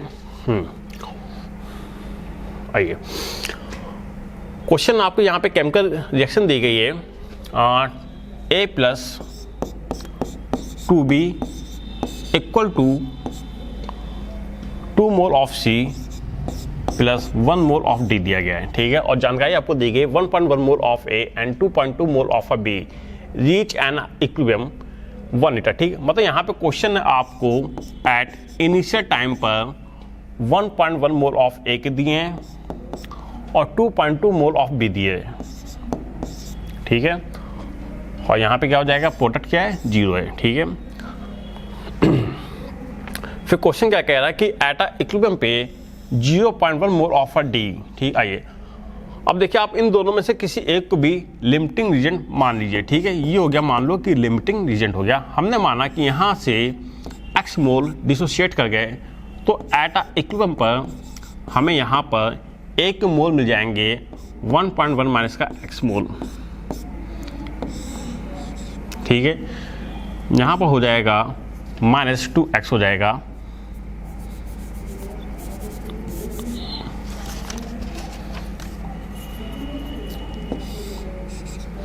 यहाँ पर आ जाएगा -2x हो जाएगा। तो यहाँ पर हमें मोल मिलेंगे 2.2 माइनस 2x मिल जाएंगे, ठीक है। यहाँ पे देखिए, यहाँ पर होगा प्लस का 2x हो जाएगा, तो यहाँ पे हमें मिल जाएंगे 2x मोल मिलेंगे, और यहाँ पे हमें मिलेगा और प्लस का x मोल, ठीक है। यहाँ पे हमें मिल गए x मोल मिल गए। अब क्वेश्चन आपसे कहा है कि एट अ इक्विलिब्रियम पे 0.1 मोल ऑफ अ डी, ठीक है। मतलब एट अ इक्विलिब्रियम पर डी के मोल कितने हैं, डी के मोल x हैं, तो यहाँ पे x की वैल्यू आ गई 0.1 आ गई, ठीक है। तो यहाँ से x की वैल्यू निकल आए, उठा के यहाँ पे रखेंगे, तो 1.1 माइनस 0.1 तो कितना आ गया, ये आ गया 1 मोल आ गया। यहाँ पे देखिए 0.1 का 2 मल्टीप्लाई करेंगे तो 0.2 हो जाएगा, तो 2.2 माइनस का 0.2, तो यहाँ पे आ जाएंगे 2 मोल आ जाएंगे। 2x 2 का 0.1 में मल्टीप्लाई करेंगे तो यहाँ पे हो जाएगा 0.2 मोल हो जाएंगे, और यहाँ पे 0.1 मोल आपको दिए गए, ठीक है। तो यहाँ पे एट इक्विलिब्रियम पे आपके मोल निकल आए। हमें क्या निकालना है, हमें Kp निकालना है, ठीक है, सॉरी Kc निकालना है, ठीक। आइए यहाँ निकाल देते हैं। तो Kc इक्वल हो जाएगा प्रोडक्ट C की पावर 2 और प्रोडक्ट D की पावर 1 अपॉन रिएक्टेंट A की पावर 1 और B की पावर हो जाएगी 2 हो जाएगी, ठीक है। वैल्यू पुटअप कीजिए यहाँ पे। C एट इक्विलिब्रियम पे C कितना आया है, 0.2 आ गया, तो 0.2 इंटू 0.2 हो गया, इंटू D कितना है, 0.1 है, 0.1 हो गया, अपॉन A कितना है, 1 मोल A के है, तो यहाँ पे 1 मोल A का हो गया, इंटू B कितना है, 2 मोल B के हैं, तो ये हो गया 2 इंटू 2 हो गया, ठीक है। सॉल्व कर लीजिए। ये गया 0.1, ये गया 0.1, ये गया 0.1, ठीक है, और ये कितना गया 0.1, तो 0.1 0.1 और 0.1, तो यहाँ पे आ जाएगा 0.001, ठीक है। सॉल्व करने पे कैसी वैल्यू आ जाएगी, 0.001। आंसर क्या हो जाएगा, फर्स्ट हो जाएगा, ठीक है। आगे बढ़ते हैं, क्वेश्चन नंबर 79 पे चलते हैं।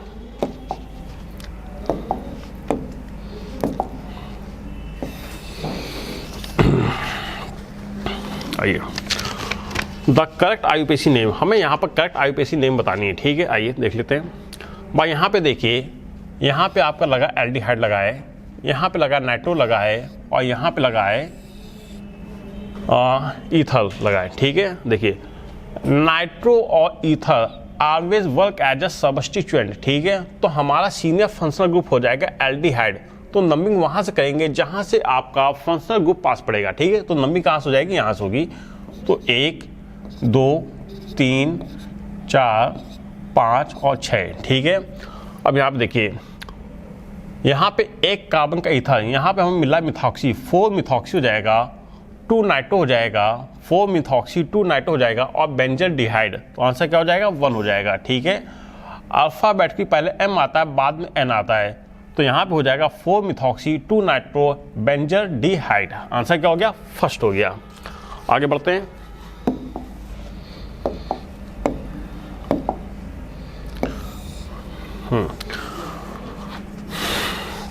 क्वेश्चन नंबर 80 पे चलते हैं। The reaction quotient for the reaction, ठीक है। आइए ये होगा, ठीक है। क्वेश्चन कह रहा है कि the reaction will proceed from right to left, ठीक है, मतलब जो रिएक्शन है वो राइट से लेफ्ट में आ रही है, इसका मतलब रिएक्शन जो वो बैकवर्ड डायरेक्शन में शिफ्ट हो रही है, ठीक है। रिएक्शन कोएफिशिएंट, जो रिएक्शन कोएफिशिएंट होता है ये हमेशा केसी को अप्रोच करता है, ये हमेशा केसी को अप्रोच करता है, ठीक है। यहाँ पे क्वेश्चन ने क्या कहा है कि जो रिएक्शन है वो राइट से लेफ्ट में जा रही है, मतलब रिएक्शन कहाँ पे जा रही है, बैकवर्ड डायरेक्शन में जा रही है। अगर रिएक्शन बैकवर्ड डायरेक्शन में जा रही है तो इसका मतलब रिएक्शन कोएफिशिएंट Q की वैल्यू केसी से ज़्यादा होगी, ठीक है। जाहिर सी बात है जो रिएक्शन कोएफिशिएंट होता है वो हमेशा केसी को अप्रोच करता है और रिएक्शन कहाँ जा रही है, पीछे की तरफ जा रही है, इसका मतलब Q की वैल्यू केसी से ज़्यादा होगी, ठीक है। पहला बिल्कुल सही है। अगला देखिए क्या है, inert gas is added at constant pressure. अगर कांस्टेंट प्रेशर पे आप इनर्ट गैस को एडिट करते हैं तो रिएक्शन वहाँ जाती है जहाँ पे मोल ज़्यादा होते हैं। यहाँ पे देखिए, यहाँ पे मोल है कम, यहाँ पर मोल है कम, प्रोडक्ट साइड पे मोल कम है और रिएक्टेंट साइड पे मोल ज़्यादा है। तो यदि आपने एट अ कांस्टेंट प्रेशर पे इनर्ट गैस को ऐड करेंगे तो रिएक्शन वहाँ जाएगी जहाँ का मोल ज़्यादा होगा। तो दोनों आंसर सही होंगे, पहला भी सही है, सेकंड भी सही है, तो आंसर हो जाएगा फोर्थ, ठीक है, बोथ 1 and 2। आगे बढ़ते हैं।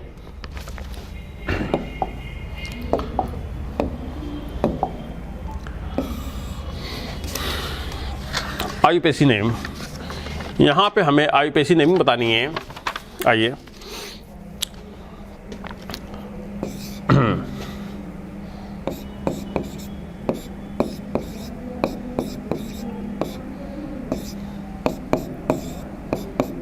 ठीक है। आइए, यहाँ पे हमारा जो फंक्शनल ग्रुप है वो एल्डिहाइड है, दो कार्बन की यहाँ पर हमें प्रिंसिपल चेन मिल रही है, ठीक है। 2,2 ट्राइक्लोरो, 2,2 ट्राइक्लोरो हो जाएगा और इथेनॉल हो जाएगा। तो आंसर क्या हो जाएगा, थर्ड हो जाएगा, ठीक है। एल्डिहाइड का सफिक्स होता अल होता है, तो यहाँ पर हो गया 2,2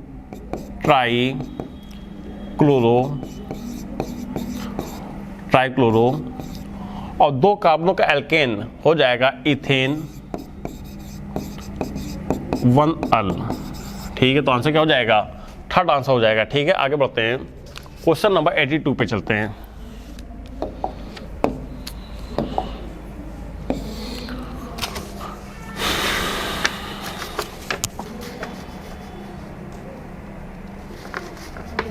आइए, if alpha is the fraction of a HI dissociated at a equilibrium in the reaction, then starting with the 2 mole of HI, ठीक। आइए, यहाँ पे आपको एक केमिकल रिएक्शन दी गई है, 2HI 2 mole of HI, 2 mole of HI आपको दिया गया है is equal to H2 plus I2 दिया गया है, ठीक है। अच्छा भाई, रिएक्शन स्टार्ट हो रही है 2 मोल ऑफ HI से, ठीक है। मतलब यहाँ पर आपको एट इनिशियल टाइम पे 2 मोल HI के दिए गए हैं, तो यहाँ पे प्रोडक्ट मोल होंगे एट इनिशियल टाइम पे 0 होंगे, ठीक है। क्वेश्चन लगा है कि degree of alpha is a fraction of dissociated, ठीक है। अच्छा भाई, यहाँ पर डिग्री ऑफ डिसोसिएशन आपको दिया गया, अल्फा दिया गया है, ठीक है। तो यहाँ पे एट इक्विलिब्रियम पर HI के मोल आ जाएंगे 2 माइनस का अल्फा। आइए, जब 2 मोल इसका जाता है तो 1 मोल इसका बनता है अगर तो यहाँ पे आ जाएगा प्लस अल्फा बाई 2 आ जाएगा, ठीक है। तो यहाँ पे आ जाएगा अल्फा बाई 2 मोल आ जाएंगे, ठीक है। तो एट इक्विलिब्रियम पे इसके मोल आ गए अल्फा बाई 2 और यहाँ पे भी इसके मोल आ जाएंगे अल्फा बाई 2 आ जाएंगे, ठीक है। आइए, तो एट इक्विलिब्रियम पे हमें इन तीनों के मोल प्राप्त हो गए। Total number of mole, question ने आपसे टोटल नंबर ऑफ मोल पूछा है एट इक्विलिब्रियम पर, ठीक है। क्वेश्चन ने आपसे टोटल नंबर ऑफ मोल पूछे एट इक्विलिब्रियम पर, ठीक है। जोड़ दीजिए, तो 2 minus alpha plus alpha by 2 plus alpha by 2, ठीक है। तो यहाँ पे आ जाएगा 2 माइनस अल्फा प्लस 1 अल्फा, ठीक है। तो यहाँ पे आ जाएगा 2 मोल, टोटल कितने आ गए, 2 मोल आ गए। आइए, आंसर क्या हो जाएगा इसका, सेकंड आंसर होगा। आगे बढ़ते हैं।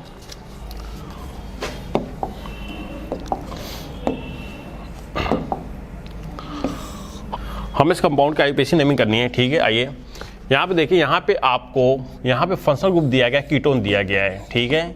क्या दिया गया है? कीटोन दिया गया है। अच्छा भाई, और कीटोन का जो सफिक्स होता है, कीटोन का जो सफिक्स होता है वो होता है ओन होता है, ठीक है। आइए तो देखिए क्या होगा भाई, यहाँ पे क्या हो जाएगा 1 2 3 4 5 6, ठीक है। 2,4 डाई इनिल, 1 2 3 4 5 6, 2,4 डाई इनिल दिया गया, बिल्कुल सही दिया गया है। 1 2 इथेनॉन दिया गया है, बिल्कुल सही। आंसर क्या हो जाएगा? इसका फर्स्ट आंसर हो जाएगा, ठीक है। आइए आगे बढ़ते हैं क्वेश्चन नंबर 84 पे।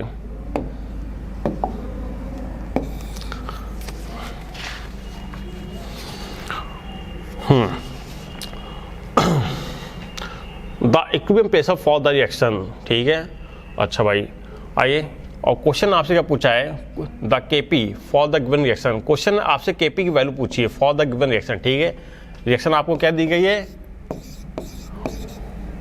Dot twice H2O in a solid form में है is equal to MSO4 in a solid form plus 2 mole of water in a gases form में दी गई है, ठीक है। क्वेश्चन आपसे केपी की वैल्यू पूछी है। आइए यहाँ पे देखिए, ये आपको सॉलिड फॉर्म में दिया गया है और ये भी आपको सॉलिड फॉर्म में दिया गया है, ठीक है। जब हम केपी का एक्सप्रेशन लिखते हैं तो वहाँ पे हम सॉलिड को नहीं लिखते हैं, ठीक है। तो यहाँ पे क्या हम लिखेंगे? केपी इक्वल हो जाएगा H2O की पावर 2 हो जाएगी, ठीक है। यहाँ पे आपको जो π/4 ATM दिया गया वो इसके लिए दिया गया है, ठीक है। तो यहाँ पे आप वैल्यू पुटअप करेंगे तो यहाँ पे हो जाएगा π/4, यहाँ पे हो जाएगा π/4 इंटू π/4, तो यहाँ पे आ जाएगा π²/16, ठीक है। तो आंसर क्या हो गया? π²/16 थर्ड आंसर होगा, ठीक है। केपी के एक्सप्रेशन में कभी भी सॉलिड को नहीं लेते हैं, ठीक है। आइए आगे बढ़ते हैं।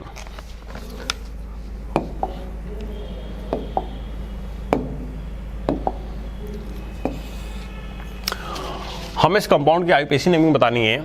आइए देखते हैं। और देखिए यहाँ पे क्या है, इसकी नमिंग जो होगी 1 2 3 4 और 5, ठीक है। तो यहाँ पे आप देखिए, दूसरे कार्बन पे आपको एक इथाइल ग्रुप मिल रहा है और तीसरे कार्बन पे आपको एक मिथाइल मिल रहा है, ठीक है। तो अल्फाबेट के पहले ई आता है, बाद में एम आता है, तो यहाँ पे हो जाएगा 2 इथाइल 3 मिथाइल, ठीक है। और 5 कार्बनों की यहाँ पे आपको एक प्रिंसिपल चैन मिल रही है, ठीक है। तो क्या हो जाएगा? 2 इथाइल 3 मिथाइल, 2 इथाइल 3 मिथाइल, ठीक है। और यहाँ पे पहले कार्बन पे आपको मिला इन, पहली पोजीशन पे क्या मिल रहा है? इन मिल रहा है, और चौथी पोजीशन पे आपको आयन मिल रहा है। तो 2 ethyl 3 methyl 4 pent yne ene, और यहाँ पे देख लेते हैं 2 ethyl 3 methyl 1 pent ene 4 yne, answer होगा 4th, ठीक है। आइए अल्फाबेटिकली पहले ई आता है, बाद में वाई आता है, ठीक है। तो आंसर हो जाएगा इसका 4th हो जाएगा। आगे बढ़ते हैं।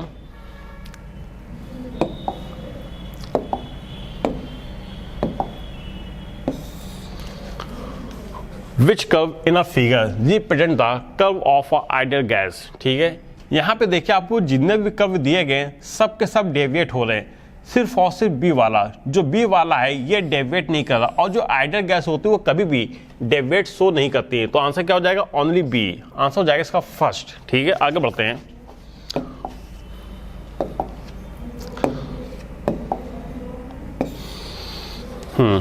A sample of a given mass of a gas at a constant temperature. Question ने साफ साफ कह दिया कि a sample of a given mass, given mass का मतलब हो गया कि यहाँ पे जो गैस है वो कांस्टेंट। अगर गैस कांस्टेंट है तो गैस के जो मोल होंगे वो भी हो जाएंगे कांस्टेंट, ठीक है।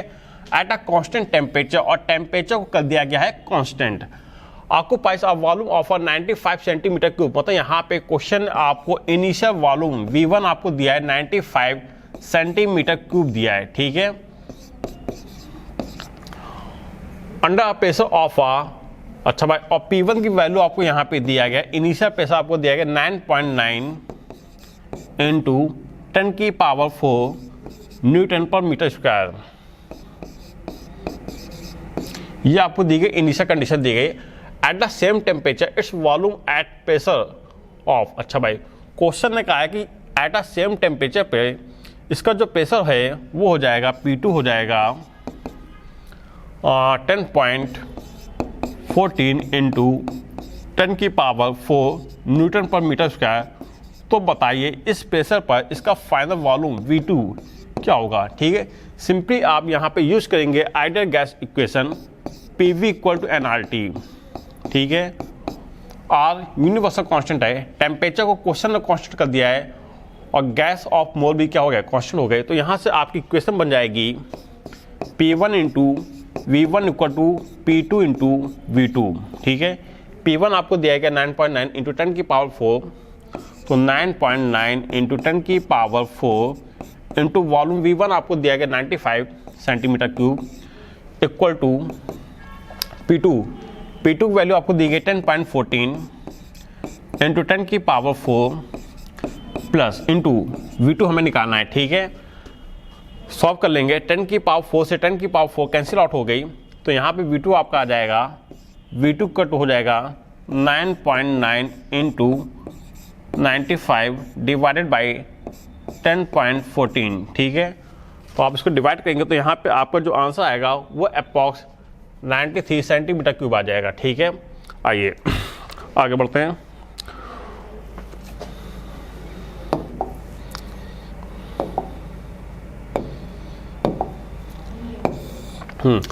IUPAC नेमिंग बतानी है हमें। ठीक है, आइए पहले आप क्या करेंगे, इस स्ट्रक्चर को ओपन कर लेंगे। ठीक है, ताकि IUPAC नेमिंग करने में थोड़ा आसानी हो जाए। आइए कर लेते हैं। CH3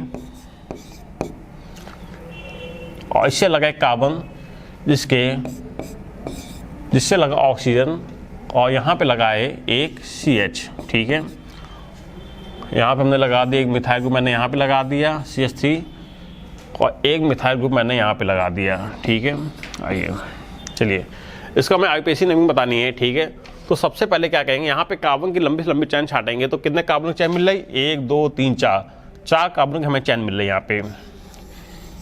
अब नमिंग हम वहाँ से करेंगे जहाँ से हमारा फंक्शनल ग्रुप पास पड़ेगा। ठीक है, अगर आपने नमिंग यहाँ से की तो आपको तीसरे पे मिल रहा है, अगर नमिंग आपने यहाँ से की तो आपको दूसरे पे आपका फंक्शनल ग्रुप मिल जाएगा। ठीक है, तो 1 2 3 4 और तीसरे पे मिल रहा है मिथाइल मिल रहा है। ठीक है, यहाँ पे आपको फंक्शनल ग्रुप दिया गया, कीटोन दिया गया, और कीटोन का जो सफिक्स होता है वो होता है ओन होता है। तो यहाँ पे क्या हो जाएगा, 3 मिथाइल, देखिए कहीं दिया गया है 3 मिथाइल 1,2, गलत हो गया, 3 मिथाइल 1 2 3, 3 मिथाइल तो यहाँ कहीं नहीं दिया गया है।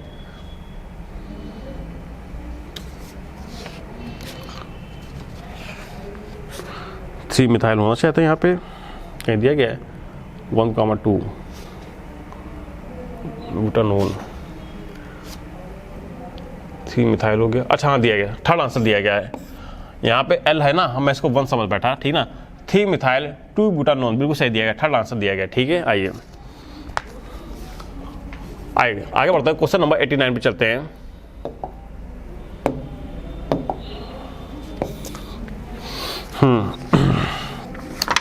Question number 89.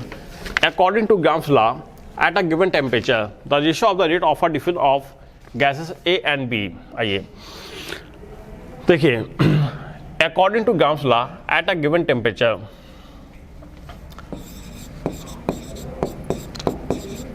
Gram's law at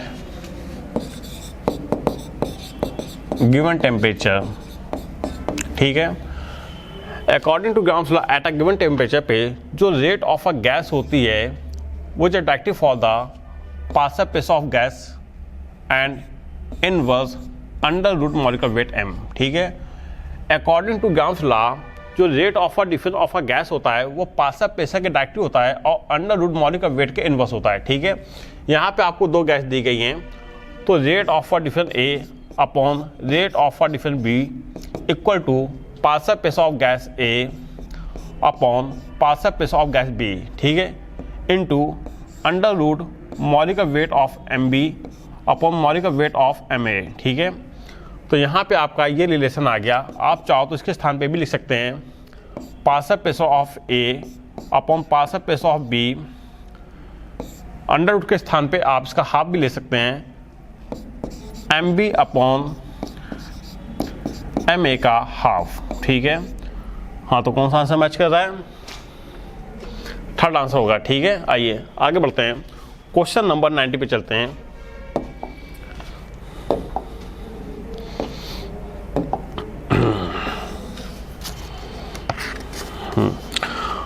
question number 90 पे चलते हैं। For a mono atomic gas kinetic energy E, यहाँ पर आपको काइनेटिक एनर्जी E दी गई। The relation with RMS velocity, अच्छा भाई यहाँ पर काइनेटिक एनर्जी और वेलोसिटी ऑफ आरएमएस के बीच में रिलेशन पूछा गया है, ठीक है। आइए देखिए होता क्या है कि काइनेटिक एनर्जी इक्वल टू होता है 3/2 RT, ठीक है। 3/2 RT होता है, ठीक है। आइए काइनेटिक एनर्जी अब कितनी दी गई? E दी गई ना, तो यहाँ हम कह सकते हैं E इक्वल टू 3/2 RT, ठीक है। क्या यहाँ से आप RT की वैल्यू नहीं निकाल सकते? निकाल सकते हैं। कैसे?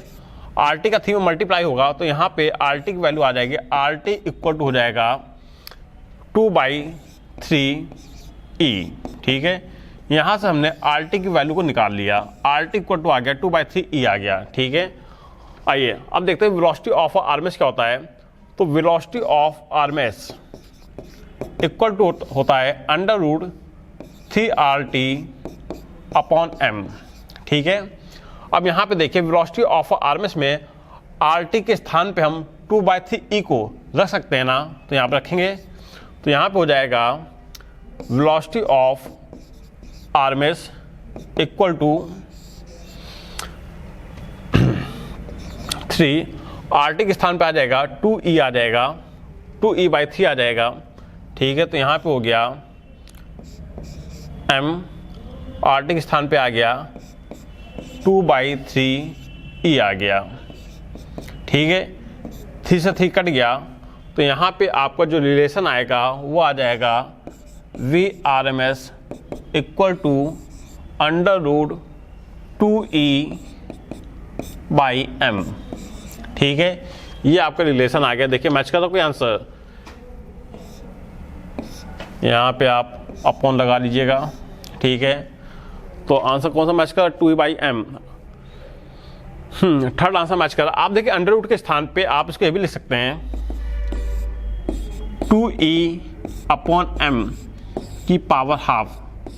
आप अंडर रूट हटा के इसका हाफ भी ले सकते हैं, ठीक है। तो आंसर क्या हो जाएगा? थर्ड हो जाएगा। ऊपर ये आंसर दिया गया है, फर्स्ट आंसर है। 2E/M का हाफ है ना, हाँ फर्स्ट आंसर होगा, ठीक है। आइए आगे बढ़ते हैं, क्वेश्चन नंबर 91 पर चलते हैं, ठीक है।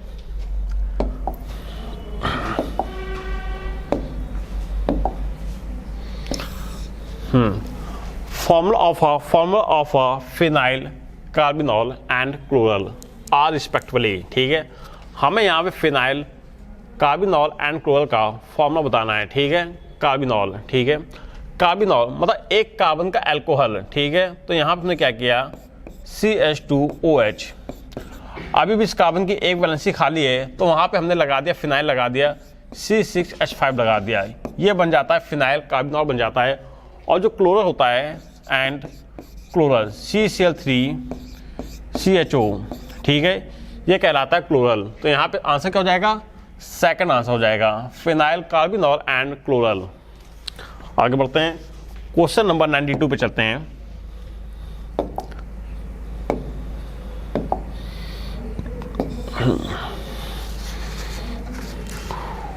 क्वेश्चन नंबर 92, ठीक है। Which one of the following statement is not a true. अच्छा भाई हमें यहाँ पे रॉन्ग स्टेटमेंट बताना है, कौन सा होगा? About the effect of an increase in a temperature, temperature को बढ़ाया जा रहा है on the distribution of a molecular speed in a gas. अच्छा भाई रॉन्ग स्टेटमेंट हमें बताना है, तो देख लेते हैं।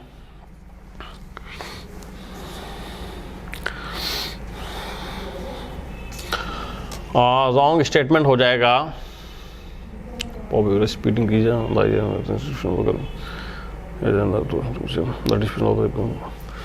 The fraction of the molecule. No यहाँ पे गलत हो गया, लॉन्ग स्टेटमेंट होगा थर्ड होगा, ठीक है ना। देखिए टेम्परेचर बढ़ाएंगे, टेम्परेचर बढ़ाने पे जो नंबर ऑफ मॉलिक्यूल होते हैं, जो नंबर ऑफ मॉलिक्यूल होते हैं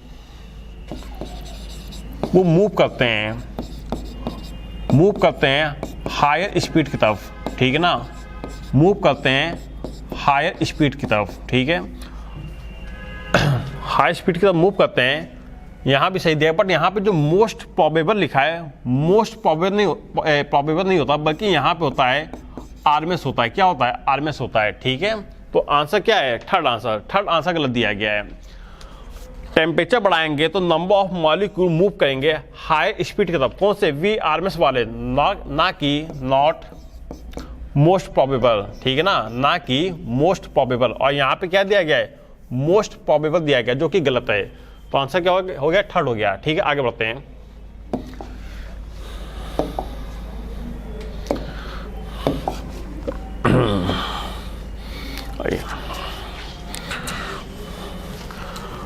The compressibility of a gas is less than unity at the compressibility of gas is less than unity at STP।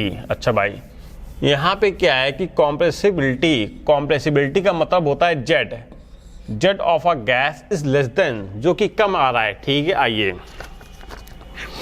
देखिए होता क्या है कि जेड इक्वल टू होता है वॉल्यूम ऑफ अ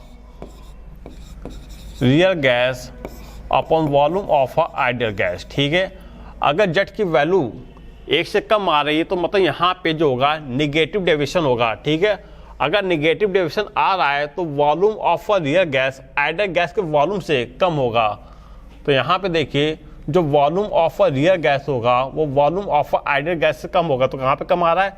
सेकंड वाला ऑप्शन में, ठीक है। Volume of a real gas का जो वॉल्यूम है वो आइडियल गैस के वॉल्यूम से कम आ रहा है, ठीक है। तो आंसर क्या हो जाएगा? सेकंड हो जाएगा। आगे बढ़ते हैं।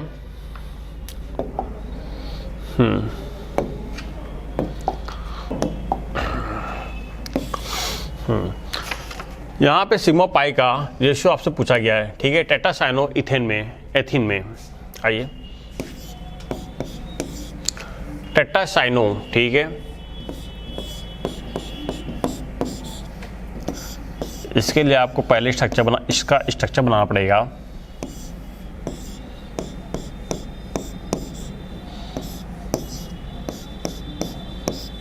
आइए, सिग्मा टू पाई कितने सिग्मा बॉन्ड होंगे? देखिए 1 2 3 4 5 6 7 8 9, यहाँ पर 9 सिग्मा बॉन्ड हो गए। पाई बॉन्ड देखिए 2 4 6 8 9, और पाई बॉन्ड कितने हो गए?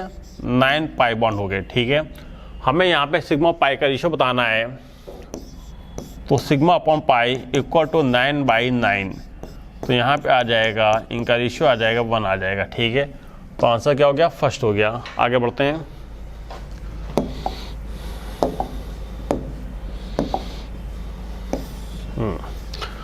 The value of a equilibrium constant, ठीक है। आइए फॉर द रिएक्शन, ठीक है। ये आपको रिएक्शन दी गई है HI in a gases form equal to 1/2 H2 gas plus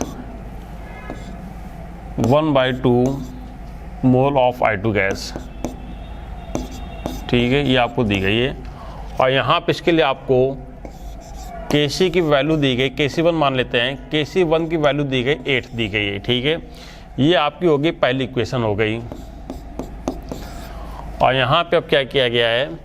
यहाँ पे आपको दूसरी इक्वेशन दी गई है H2 gas plus I2 gas equal to 2 mole of HI, ठीक है। ये आपको दी गई इक्वेशन नंबर 2 हो गई। और क्वेश्चन ने आपसे यहाँ पे Kc2 की वैल्यू पूछी है, ठीक है। यहाँ आप देखिए स्टैक्योमेट्रिक कॉफिशिएंट हो गया, ठीक ना। यहाँ पे देखिए क्या है कि जो प्रोडक्ट है वो रिएक्टेंट बन गया है और जो रिएक्टेंट है वो प्रोडक्ट बन गया है, ठीक है। तो यहाँ पे आप देखें कि स्टैक्योमेट्रिक कॉफिशिएंट हो रहा है यहाँ पे यहाँ पे 1 मोल H2 का दिया गया है और यहाँ पे 1/2 मोल ऑफ H2 के दिए गए हैं, ठीक है। तो रिएक्शन को बैलेंस करने के लिए हम यहाँ पर H2 दिया गया, अच्छा भाई, रिएक्शन को बैलेंस करने के लिए हम यहाँ पर इस पूरी रिएक्शन में 2 से मल्टीप्लाई कर देंगे, ठीक है। तो 2 से 2 कट जाएगा, 1 मोल ऑफ H2 आ जाएगा, ठीक ना। 2 से 2 कट जाएगा तो 1 मोल ऑफ I2 आ जाएगा, ठीक है। और यहाँ पे हो जाएगा 2 मोल HI हो जाएगा, 2 मोल HI हो जाएगा, ठीक है। आइए, तो यहाँ पे Kc2, जो Kc2 है वो Kc1 का इन्वर्स हो जाएगा और पावर कितनी हो जाएगी, 2 हो जाएगी, इसकी पावर हो जाएगी 2 हो जाएगी। ये जो है ये इसकी पावर 2 में चला जाएगा, तो यहाँ पे आ जाएगा Kc1 की वैल्यू आपको दी गई है 8 दी गई है, तो 8 का स्क्वायर हो जाएगा 1/64, ठीक है। कितना हो जाएगा 1/64, आंसर 4 होगा। आइए आगे बढ़ते हैं।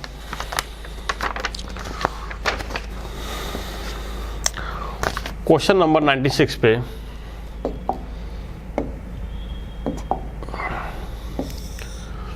How many pi and sigma bond are present in ethylene, ठीक है। आइए, क्वेश्चन है यहाँ पे पाई और सिग्मा बॉन्ड पूछे हैं एथिलीन में।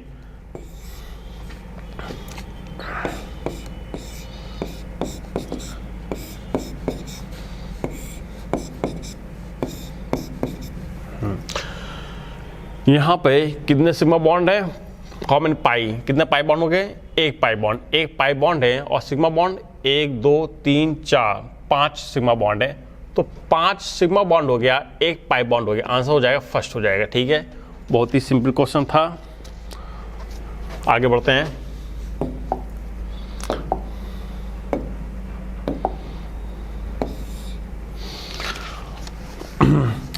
The IUPAC name of acetophenone इजा, ठीक है। हमें यहाँ पे एसिटोफिनोन का आईयूपीएसी नेमिंग बतानी है, ठीक है। तो आइए,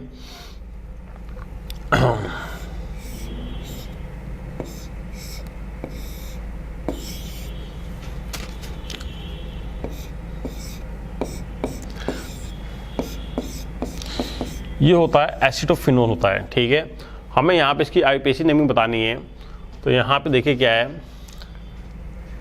1 2 और ये हो गया फिनाइल हो गया, ठीक है।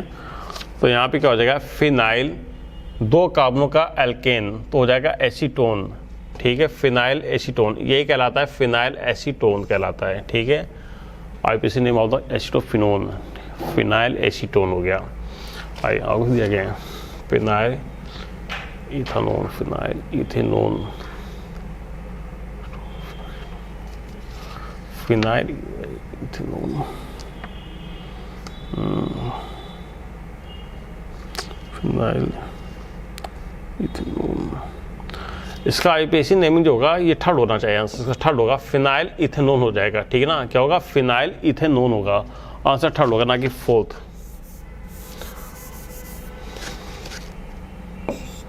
ठीक है। आइए आगे बढ़ते हैं।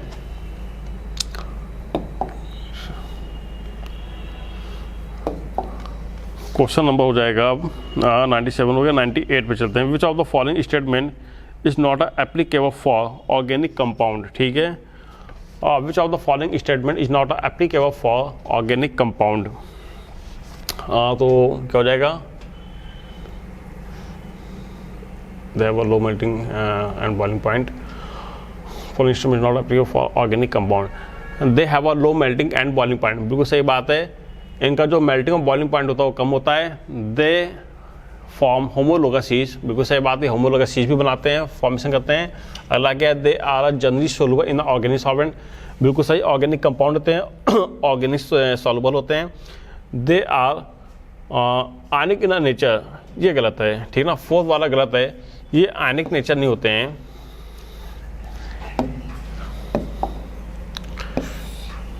They are ionic in nature, ये गलत है, ठीक ना। इनका जो नेचर होता है वो होता है कोवैलेंट। कैसा नेचर होता है, कोवैलेंट नेचर के होते हैं ये। आइए आगे बढ़ते हैं, क्वेश्चन नंबर 99 पे चलते हैं।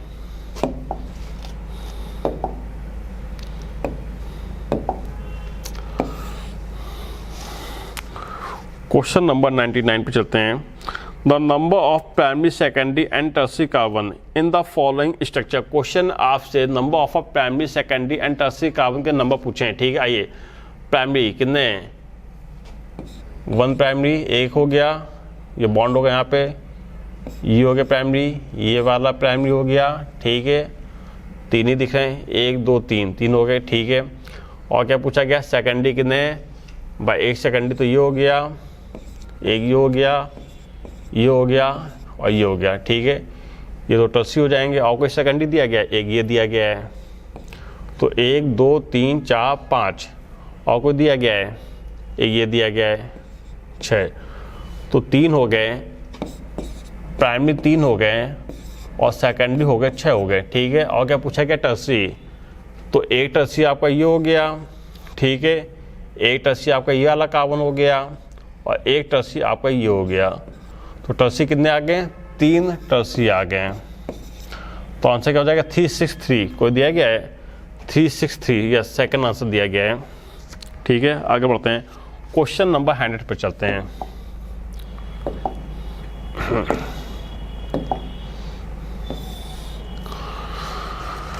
हाँ, when minus ln k is a plotted against using the want of equation a straight line is expected with a slope equal to। अच्छा भाई, यहाँ पर आपसे स्लोप की जानकारी पूछी गई है, ठीक है। तो यहाँ पे देखिए क्या होता है कि ln kc इक्वल टू हो जाता है minus delta H upon R T plus C होता है, ठीक है। आइए, अब यहाँ पे देखिए आपको ln के दिया गया, माइनस में दिया गया है, तो आप यहाँ पे माइनस से मल्टीप्लाई कर देंगे पूरी इक्वेशन में, तो हो जाएगा माइनस का ln K C equal to minus minus plus हो जाएगा delta H upon R into 1/t, ठीक है।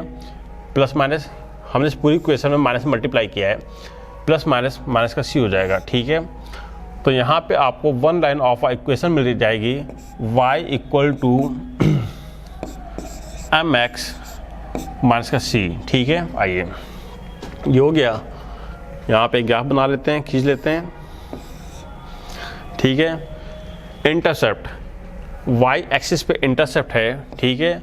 और यहाँ पे देखिए आपका जो स्लोप है वो पॉजिटिव है ना, तो पास स्लोप पॉजिटिव ऊपर की तरफ जाएगा, ठीक है। तो यहाँ पे स्लोप m आ रहा है डेल्टा h अपॉन आर, तो यहाँ पे जो स्लोप आएगा वो आएगा डेल्टा h अपॉन आर आ रहा है, ठीक है। तो कौन सा आंसर मैच कर रहा है, delta h upon R, third answer आएगा इसका, ठीक है। आइए, चलिए, हो गया।